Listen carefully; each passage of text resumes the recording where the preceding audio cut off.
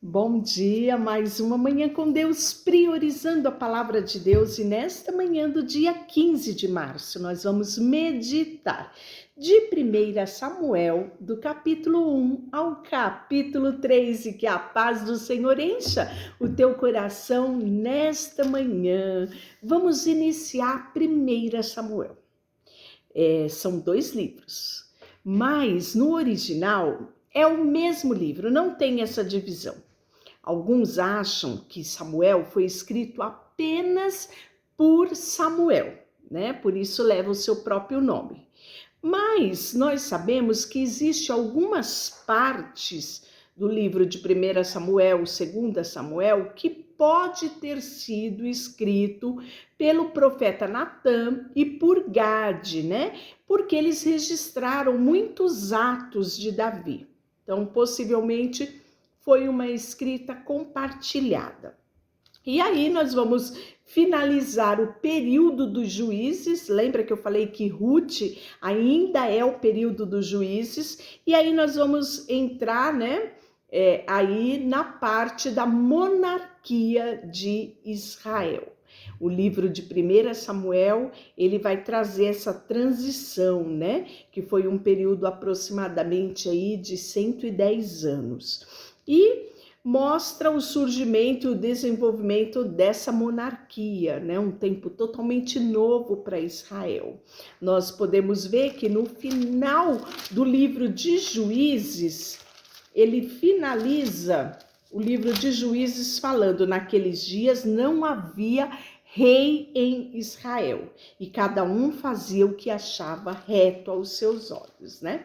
Então, nós vamos ver que o povo vai ter esse desejo de ter um rei conforme as outras nações. Mas 1 Samuel vai começar falando da vinda de Samuel. Olha só, houve um homem de Ramataim Zofim, na região montanhosa de Efraim, cujo nome era Eucana, filho de Jeroão, filho de Eliú, filho de Tou, filho de Jufe, Eframita. Então, ele era da tribo de Efraim. E quando você vê filho de fulano, filho de Beltrano, tá falando da descendência, né? Nós podemos ver que a tribo de Efraim, ela era composta, assim como as demais tribos, de muitas famílias. E aí ele tinha 2 mulheres, uma chamava Ana e a outra Penina. Penina tinha filhos, Ana, porém, não tinha filhos. E este homem, ele subia a cidade todo ano para sacrificar ao Senhor, para adorar ao Senhor, né? E aí nós podemos ver que nesse período aqui, quem era o sacerdote era Eli, e ele tinha 2 filhos, Rófine e Finéias, que exercia o sacerdócio junto com o seu pai, que já era velho. Então Eucana oferecia o seu sacrifício, dava as porções a Penina e aos seus filhos e também à sua mulher Ana. Só que Ana, ele dava porção dupla. O texto fala que ele amava mais a Ana. E mesmo que o Senhor não tivesse dado a ela filhos, o texto fala que ele amava, Eucana amava mais a Ana. E isso com certeza despertava os ciúmes de Penina, a sua rival, que provocava ela incessantemente. Ela gostava de irritar Ana, porquanto o Senhor lhe havia cerrado a madre. E assim fazia ano após ano. E todas as vezes que Ana subia à casa do Senhor, a outra irritava e Ana chorava ao ponto de nem querer comer mais. E Eucana, o seu marido, uma vez falou para ela: por que você chora, Ana? E por que não comes? Por que estás o teu coração triste, Ana? Não te sou melhor do que 10 filhos? Olha que amor esse homem tinha por ela, né? E aí, Ana vai orar. Então, após ter comido em Siló, estando Eli, o sacerdote, assentado numa cadeira junto ao pilar do templo, levantou-se Ana com uma amargura de alma e orou ao Senhor e chorou abundantemente. E fez um voto: Senhor dos exércitos, se benignamente atentares para a aflição da tua serva e de mim te lembrares e da tua serva não te esqueceres e me deres um filho varão, ao Senhor o darei por todos os dias da sua vida. E sobre a sua cabeça não passará navalha. Lembra do Nazireu? Pois é, Ana ofereceu o seu filho para ser Nazireu de Deus. E aí, demorando ela ali, chorando, né? Ele pensou que ela estava bêbada, né? E aí, o texto fala que Ana só no coração falava, os seus lábios apenas se moviam. E aí, não dava para nem ouvir a voz dela. E o sacerdote fala para ela: até quando estarás tu embriagada? Aparta-te de ti o vinho. E ela responde: não, Senhor meu, eu sou uma mulher atribulada de espírito. Não bebi nem vinho, nem bebida forte, porém venho derramando a minha alma perante ao Senhor. Deus, ele não ignora um coração contrito e quebrantado. E ele ouviu a oração. E aí nós vamos ver que o sacerdote Eli, né, disse a ela: vai-te em paz e o Deus de Israel te conceda a petição que fizeste. E disse ela: ache a sua serva mercê diante de ti. Assim a mulher foi, e o seu caminho comeu, e o seu semblante já não era triste. E o texto fala que, levantando de madrugada, eles adoraram ao Senhor, né? Antes de pegar a estrada, eles adoraram ao Senhor.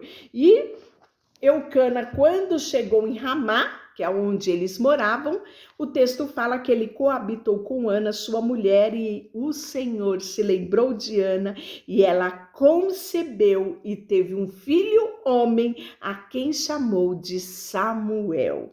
E o texto fala que naquele ano ela não subiu ao templo, porque o menino ainda estava no seu período, né, de amamentação. E ela criou o seu filho, desmamou ele, e logo que ela desmamou o seu filho, ela foi cumprir o seu voto. Está no versículo 2. Então Ana orou a Deus e disse: o meu coração regozija no Senhor, a minha força está exaltada no Senhor e a minha boca se ri dos meus inimigos. Portanto, eu me alegro na tua salvação. Não há santo como o Senhor, porque não há outro além de ti, e rocha não há nenhuma como nosso Deus. Não multipliqueis palavras de orgulho, nem saiam coisas arrogantes da vossa boca, porque o Senhor é o Deus da sabedoria e pesa todos os feitos na balança. E aí ela vai nesse cântico exaltar o nome do Senhor, né? E aí ela fala: o Senhor empobrece e enriquece, abaixa e também exalta, levanta o pobre do pó e desde o moturno exalta o necessitado, né? E aí nós vamos ver que Eucana foi a Ramá com toda a sua casa, porém o menino ficou ali servindo ao Senhor. Então Ana cumpriu o seu voto, entregou Samuel para servir ao templo, servir a Deus, né? E ao sacerdote Eli, que já estava velho. E fala que os filhos de Eli eram filhos de Belial. Lembra que eu expliquei o que era filhos de Belial? Filhos de maldade, homens ímpios com coração distante de Deus. Era os filhos de Eli. Hófina, né? Que nós vimos aqui logo no início, Hófina e Finéias. Mesmo ele sendo filho de sacerdote, servindo como sacerdote, eram filhos de Belial, homens maldosos que não respeitavam os preceitos de Deus, né? E aí nós vamos ver que Eli fazia vistas grossas a tudo aquilo que os filhos dele aprontavam.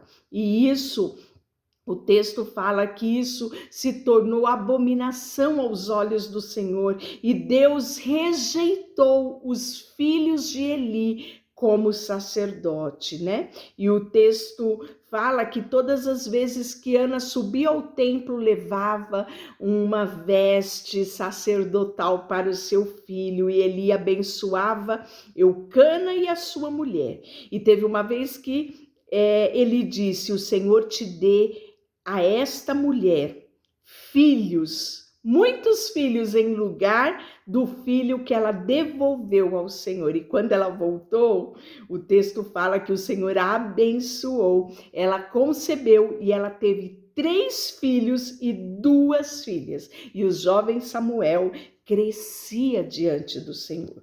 E aí nós vamos ver que Deus vai repreender os filhos de Eli.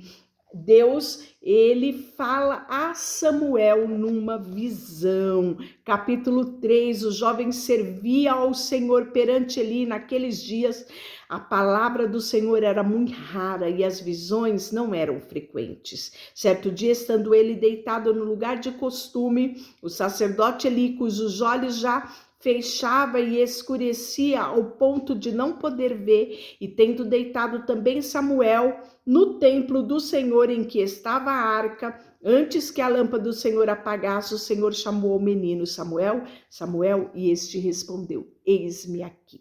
Só que Samuel, né, na pouca idade que ele tinha, ele pensava que era Eli que estava chamando, correu lá em Eli. E ele: não, meu filho, eu não te chamei, volte, vá deitar. E novamente ele ouve a voz: Samuel, Samuel. Ele corre, e depois dele relatar esse acontecimento algumas vezes para Eli, ele diz: olha, quando você ouvir de novo a voz, diga: fala, Senhor, porque o teu servo ouve. É Deus, Samuel, que quer falar com você. E assim aconteceu. E Deus fala a Samuel uma profecia contra a casa de Eli. E aí Samuel é compungido a falar a Eli, porque ele diz para ele: não esconda nada de mim. E aí o texto fala que ele conta a visão a Eli, que é o Senhor que te falou: peço-te que me não encubras, né? Então Samuel lhe referiu tudo e nada lhe encobriu. E disse Eli: o Senhor faça o que bem lhe aprouver, né? E aí o texto fala que crescia Samuel e o Senhor era com ele, e nenhuma de todas as suas palavras deixou de cair por terra. Todo Israel, desde Dan até Beersheba, conheceu que Samuel estava confirmando seus passos como profeta do Senhor. Continuou o Senhor a aparecer em Siló, enquanto por sua palavra o Senhor se manifestava a Samuel. Deixa eu orar por você. Senhor, nesta manhã, colocamos diante de ti o nosso coração. E Samuel nos fala, e Samuel é a prova viva que, independente da idade, o Senhor quer homens e mulheres que tenham o coração sedento por ouvir a sua voz. Queremos colocar diante de ti a nossa vida, tudo que temos e tudo que somos. Em nome de Jesus. Amém. Deus te abençoe.